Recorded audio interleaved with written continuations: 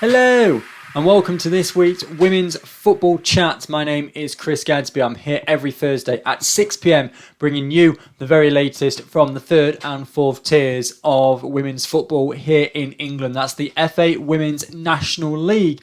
Now, the season is over, bar the one playoff game that's coming up we'll talk about later. So this week's show is going to be a bit shorter because two leagues had completely finished and we were just finishing off the other leagues. Of course, there were 3 titles decided, but of course with no fixtures to look at. All of the stats are going to be next week as well for content in next week's show. So this one's going to be a little bit shorter as we just finish off the regular season, but that doesn't mean that the fixtures we had this week were any less important. Let's start not with the Northern Premier Division as we normally do, but with the Southern Premier Division. Of course, the Northern had finished and the results were key at the top of the table. Billericay Town 0, Watford 3 and Ipswich Town 1, Oxford United 0. Now, what that means for the table is that it is Watford who are the champions. They win on goal difference, 11 goals in the end over Ipswich Town, who beat Oxford on the final day of the season. Now, the way that this Sunday afternoon played out wasn't a great deal of chopping and changing. Watford, in their victory over Billericay Town, they took the lead after 14 minutes through Gemma Davison. That leapfrogged them from second into first over Oxford, who of course were drawing with Ipswich at the time. It had Watford on 53, Oxford on 52, and Ipswich on 51. That was the situation. After 15 minutes, so Watford had gone up.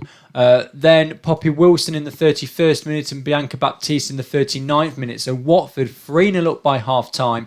And that was the situation at half-time then. So Ipswich and Oxford drawing and Watford winning meant that Watford were on 53, Oxford were on 52 and Ipswich were on 51.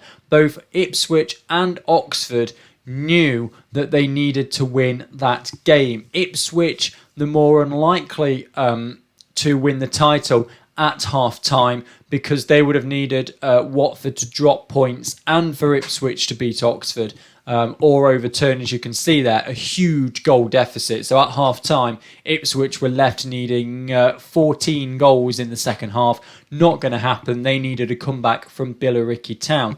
Oxford, they just needed a goal in order to retake the top spot and win the Southern Premier Division. But Freya Godfrey in the second half put Ipswich Town ahead and they held on to that 1-0 victory, 1-0 lead as well, all the way through to a victory. It means that Oxford dropped to third on the final day of the season and Watford win the Southern Premier Division on goal difference. Much like Forest won the Northern Premier Division on goal difference, Watford win the Southern Premier Division on goal difference as well. So tight all season long between these teams, but it is Watford who go on to the playoff final. So the playoff final is a repeat of the League Cup final as Forest take on Watford, but more on that towards the back end of the show. So that's the Southern Premier Division. We already knew, of course, that Crawley Watts and Bridgewater United were relegated.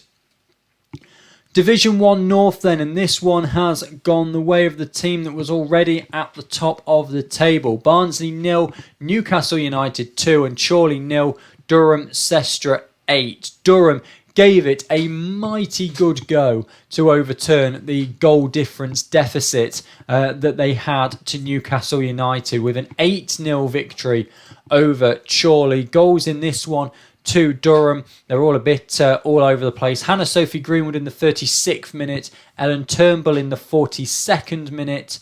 So only 2-0 at half-time. Erin Nicholson in the 55th minute. Jordan Atkinson in the 68th minute, Faye Dale in the 71st, Amy Richardson in the 79th, Jennifer Knowles in the 84th, and Ella Wilson in the 86th. 8 goals for Durham. They went from a 35 goal difference in comparison to Newcastle's 45, so they were 10 behind going into this. They finish on 43, but Newcastle with a 2-0 victory over Barnsley. Goals in this one, Casey Elson in the 37th minute and Katie Barker in the 87th minute.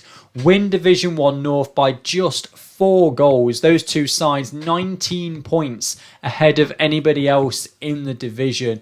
Durham Sestra just missing out there, the closest league in the FA Women's National League this season. They gave it a very, very good go, but it felt just short. They'll be in Division 1 North next season, and Newcastle get into the Northern Premier Division. Just one game to talk about in Division 1 Midlands. Doncaster Rovers Bells 1, Peterborough United 2. This is a game that obviously had no bearing on the league at all. Izzy Gigg getting Doncaster's goal in the first half. Tara Kirk 10 minutes before half time getting one for Peterborough as well. 4 minutes from the end, Evie Driscoll-King in the 86th minute was the difference maker there in that game. So Peterborough winning by 2-1.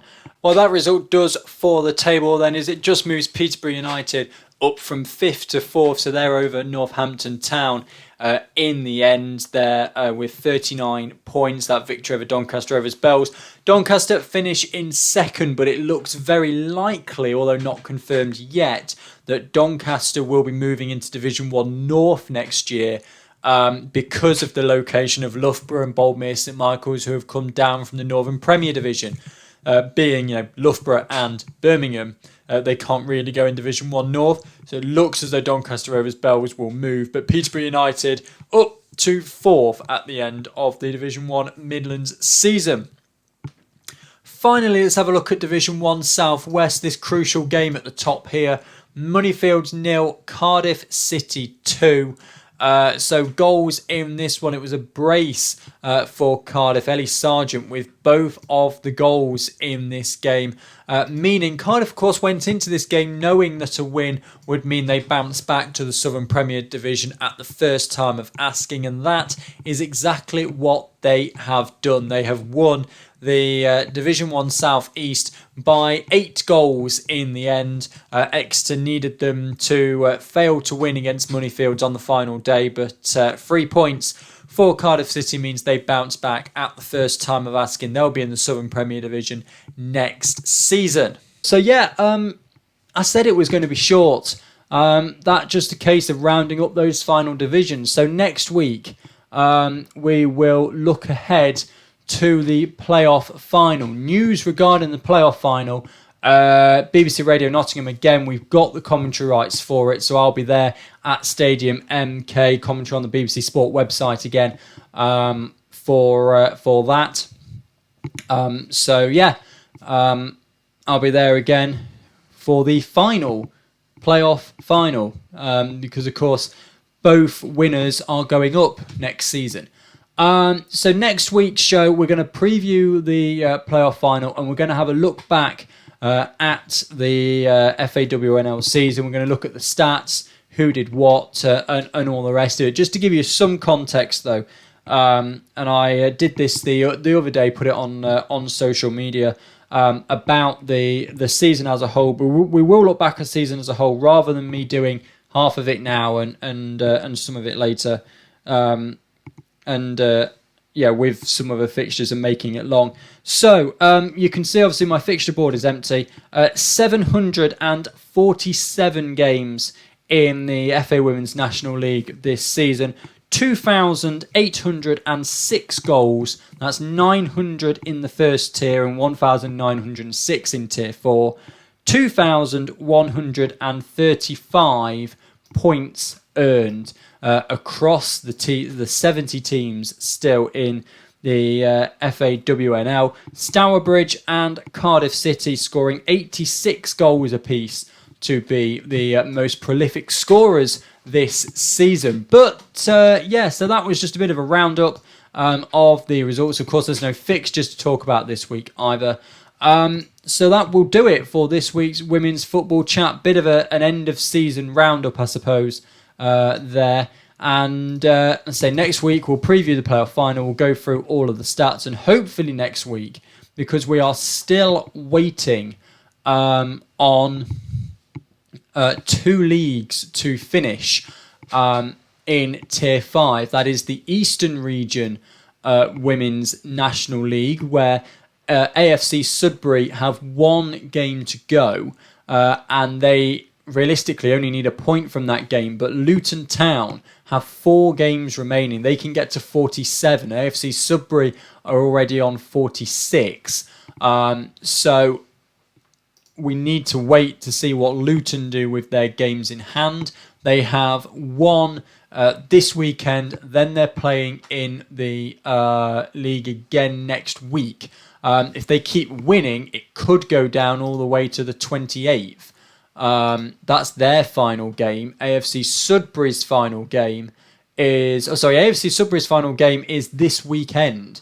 So if they get a win there against Kings in Town, who are currently in 9th, and I suspect they will win that game, then we'll know next week about the Eastern region. But if they lose that, then Luton Town could keep coming at them for a few weeks to come yet. In London and South East Regional, the situation is that Ebbsfleet United have 1 game left to play, but Worthing have 4 games left to play. So Worthing could get to 61 and Ebbsfleet United can only get to 59. So what that means, it is between those 2 sides. They are the only ones that can get into Tier 4 next season. But again, we might not know for a bit. Worthing have got a game on Sunday, then a game midweek, then a game next Sunday after the playoff final. Ebbsfleet's final game is not until the Sunday after our playoff final on the 20th. So it's going to be 2, maybe 3 weeks before we know for sure about the London and South East region, unless Worthing start to lose. So it might end up being that the summer knockout tournament gets delayed by a week, but I'll work all that out in the coming weeks to see when I need to start that in order to get it finished. We'll see which one of those, which 2 of those 4 potential teams across those 2 leagues will join us in the FAWNL next season. But as I said, that'll do it for this week's Women's Football Chat. Much shorter one, but next week, when I take a deep dive into the stats, it should hopefully be quite a bit longer. Thank you very much for watching and or listening, as always, to this week's Women's Football Chat. Keep supporting your local team, and the tickets for the playoff final are on sale. If you haven't got yours already, you can buy in the Watford block, the Forest block, or the neutral block in the middle. So if you haven't already bought them, they're very reasonably priced tickets. Then make sure you get your tickets before a week on Saturday. Thank you very much for watching and or listening, and goodbye.